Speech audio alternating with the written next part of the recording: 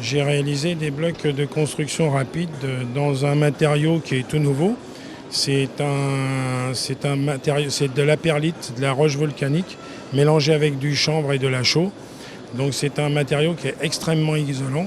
D'ailleurs, on va vous faire une démonstration de la capacité d'isolation, puisque avec ce matériau, on fait des maisons qui sont passives et on est même à la limite du positif. Ça, c'est un matériau, c'est une partie du matériau qui fait que 4 cm. On va le monter. Vas-y, chaud. Mets-le là. Voilà. Donc vous allez voir, on va le monter en incandescence. Vous allez pouvoir mettre.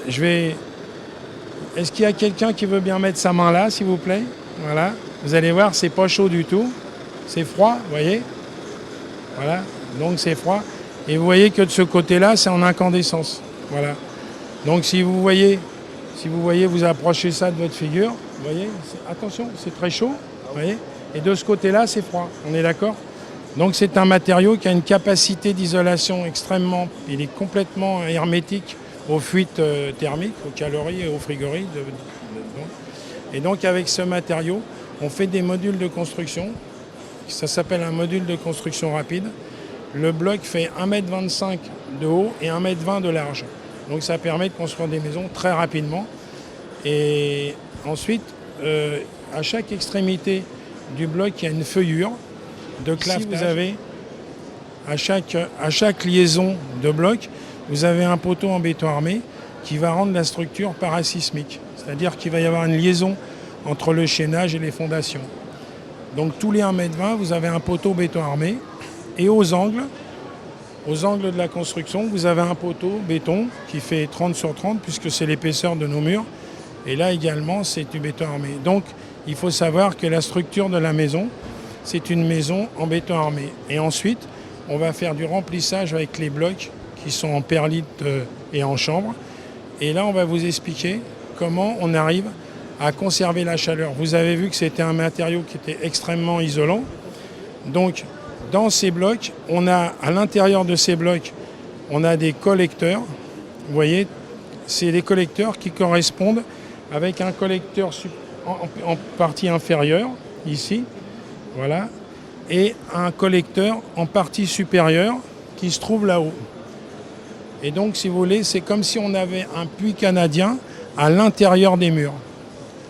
Donc, on va exploiter la chaleur fournie à l'intérieur de la maison. C'est-à-dire, vous vivez dans la maison, vous faites 70 watts, moi je fais 70 watts, vous faites un beefsteak, vous faites une télévision, vous allumez une télévision, une machine à laver. Dans une maison, vous allez produire des calories que nous, on va recycler et stocker.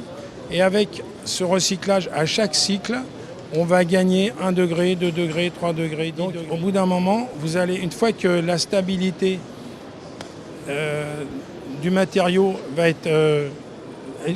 une fois que l'inertie thermique va être stabilisée du matériau, on va avoir, même s'il fait moins 5 ou moins 10 degrés, vous aurez toujours 19 ou 20 degrés à l'intérieur.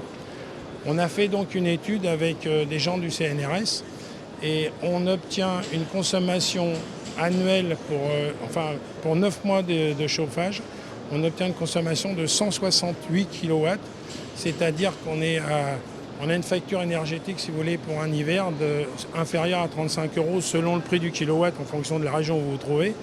Mais il faut savoir c'est une maison passive qui est quasiment à la limite du positif. Dans certains cas, on est juste à la limite.